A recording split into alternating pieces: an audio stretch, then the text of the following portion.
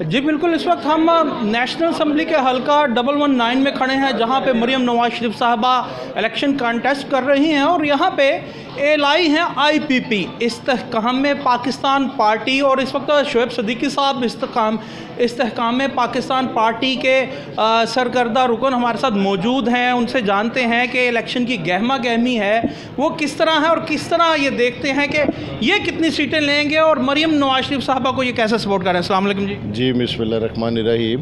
जी शोएब साहब फरमाइएगा, आप कितनी सीटें निकालेंगे और पाकिस्तान मुस्लिम लीग नून कितनी निकालेगी? जी ने जो इस वक्त है पाकिस्तान 18 सीटों के ऊपर हमारे उम्मीदवार जो कंटेस्ट कर रहे हैं, जहां पर हमारा इंतखाबी सीट एडजस्टमेंट है मुस्लिम लीग नून के साथ, और मुझे पूरी उम्मीद है अल्लाह ताला के फजल व करम से कि हम ये 18 की 18 सीट्स जो कि निकालेंगे, और मुस्लिम लीग नून जो कि है पंजाब में और वफाक के अंदर 2/3 अक्सरियत पंजाब के अंदर तो ज़रूर लेगी, और वफाक के अंदर भी पूरी उम्मीद है कि वाज़ेह अक्सरियत जो कि पाकिस्तान मुस्लिम लीग नून जो कि है अपनी इलाही जमातों के साथ मिलकर जो कि हुकूमत बनाएगी। अपनी इलाही जमातों के साथ हुकूमत बनाएगी। इनका मैनिफेस्टो में मुस्लिम लीग नून ये कह रही है कि हम GDP को 6% से ऊपर ले जाएंगे, अपने एक्सपोर्ट्स को हम $60 बिलियन तक पहुँचाएँगे।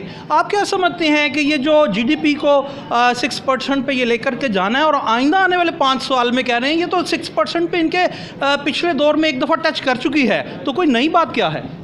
जी हर पार्टी के अपने मंशूर है, और देखें कि जब जमहूरियत की खूबसूरती इसी चीज़ के अंदर है, IPP ने अपना अलग मंशूर दिया हुआ है, बाकी हर जमातों का अलग मंशूर है।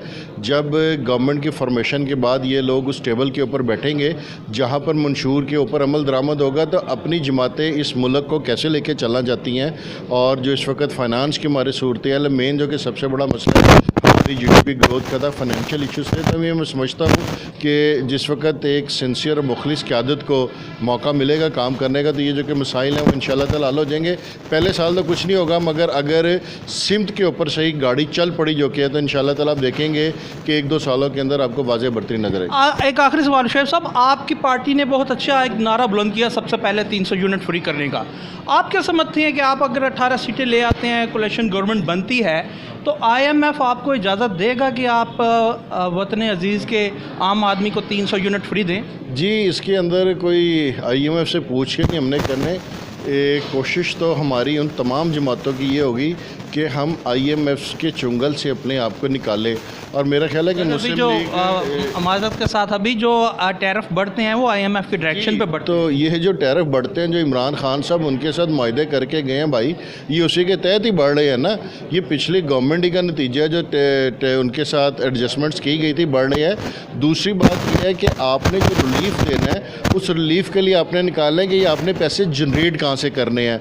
तो अगर आप जो कि एक्स्ट्रा डेवलपमेंट फंड्स हैं उसको कट लगा सकते हैं, कुछ चीज़ों को कर सकते हैं, तो मेरा नहीं ख्याल है कि IMF को इसके ऊपर कोई इतराज़ होगा। असल तो बात चीज़ है कि आप अपने खर्चे कहाँ से कम करेंगे, जो हमारी एक्स्ट्रा डेवलपमेंटल जो GDP का बजट होता है उसको कट करने के बाद आप इसको देंगे, तो मैं नहीं समझता हूँ कि इस चीज़ के ऊपर IMF के हम लोग मुहताज होंगे। जी इस चीज़ पर हम IMF के मोहताज नहीं होंगे। और ये थे शोएब सिद्दीकी साहब, और ये है NA 119। ये जो सियासी सरगर्मियाँ हैं, गहमा गहमी है, जारी है, और हर पार्टी यही कहती नज़र आ रही है कि हम इसमें अक्सरियत लेंगे। ये तो आने वाला वक्त ही बताएगा कि कौन अक्सरियत लेता है। ये क्या हुआ?